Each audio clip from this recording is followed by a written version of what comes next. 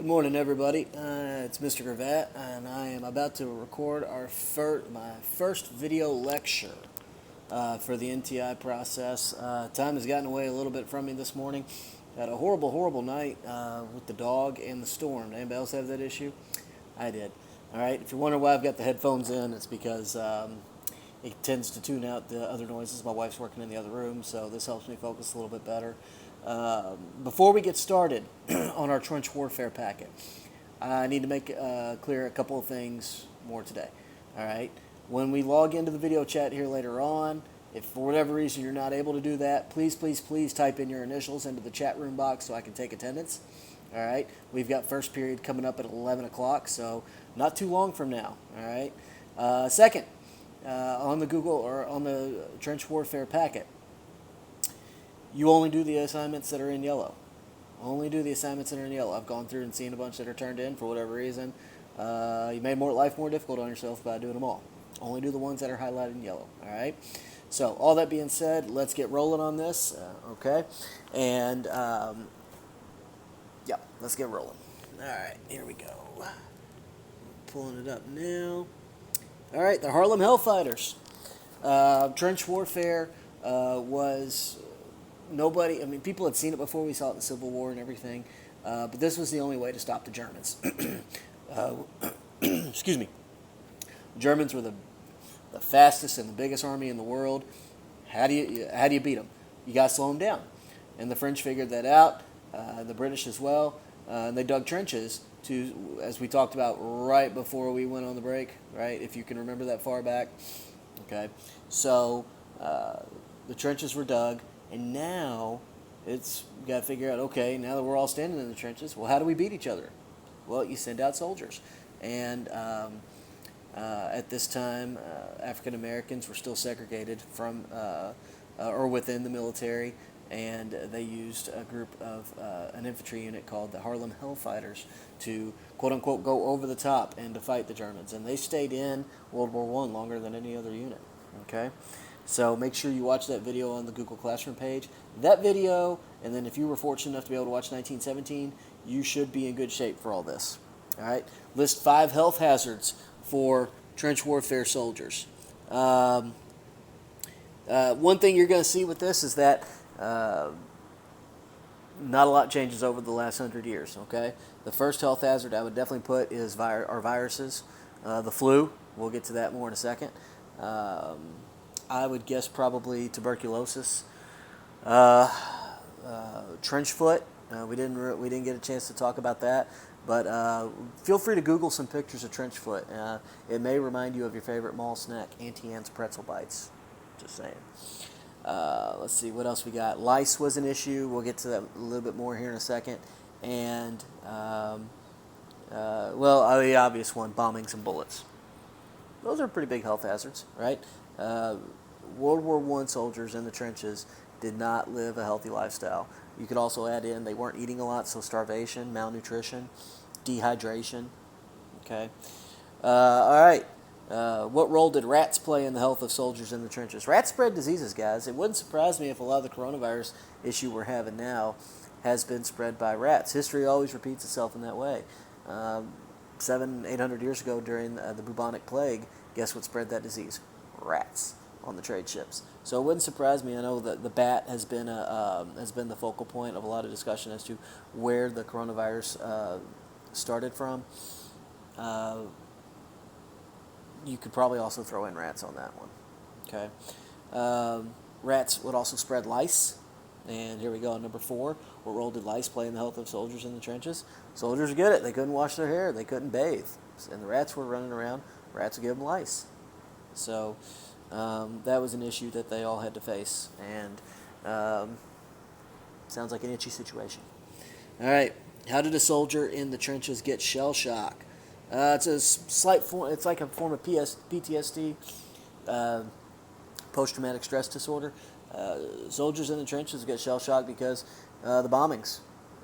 They'd feel real tight and enclosed spaces and everything in some parts of these trenches. And then the bomb, there would be bombs that would land, 30 yards away from them, which 30 yards seems like a long way away. But when a bomb lands 30 yards away from you, it's not that far at all. Might as well be 30 feet. Given what we've learned about trench warfare, list 5 things that would give a World War I veteran post-traumatic stress disorder (PTSD). A lot we tend to think about PTSD with Vietnam veterans mostly, but every soldier deals with some form of PTSD. And let's also remember, PTSD is not limited to soldiers. Okay, if you were in a real bad car wreck when you were a little kid, there's a good chance you have some PTSD from it. So all that being said, 5 things that would give a World War I vet PTSD. Well, I think the first one you might say, most students say every year, fireworks. If you're talking about a World War I soldier, being stuck in tight spaces, trenches, if you're talking about a World War I veteran, you're talking about, a lot of World War I veterans probably, because of the damage that the water did to their feet, standing in puddles would probably be something that could set off a World War I veteran. Maybe seeing rats. Let's see what else. Obviously, the chemical warfare that took place in World War I with mustard gas.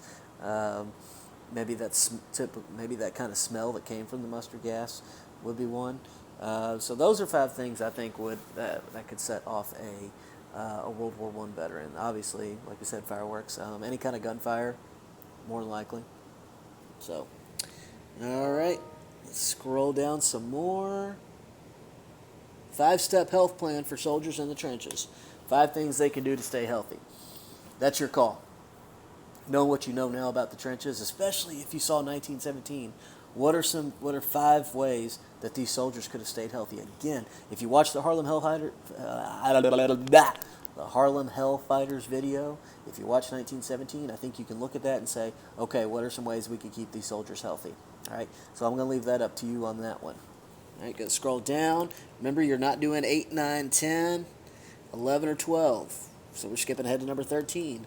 What virus did World War I soldiers return home with?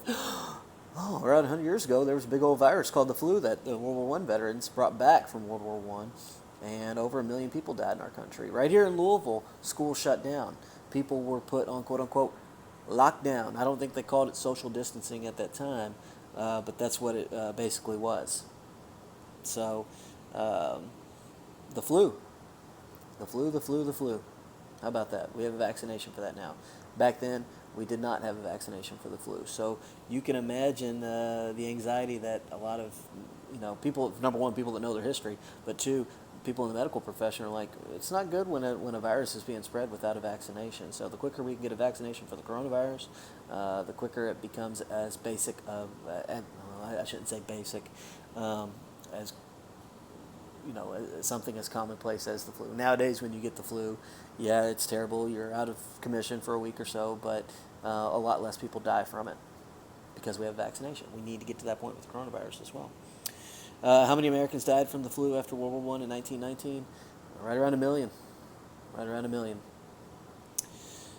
Which option do you think would be best in keeping the flu from spreading into World War I soldiers' home countries?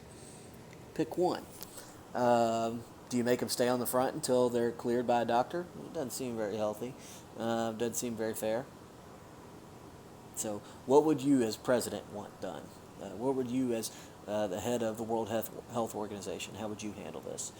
Do you keep those soldiers quarantined for 2 weeks upon entry into their home country? That sounds familiar. Or do you let them back into their country and offer them free health care? Say, here's your health care card, it's free, go to the doctor as soon as you start feeling sick. How do you handle that? On one of the choice board assignments, I want you to think about this as well, and it may be in our open response tomorrow that we do. Should soldiers of any kind, should they get free health care for life? Fair question to ask, especially now. So, all right, that's it for all the questions on the packet. I'll be logging into our Google Hangout chat room here in just a little bit. So if you got any questions for me, be ready to type those in. We'll also do the video chat at 11 o'clock. That's in 8 minutes. So hopefully you guys are ready to go for that. Again, any questions you have, I'll be there to answer. All right, see you guys in a minute. Bye.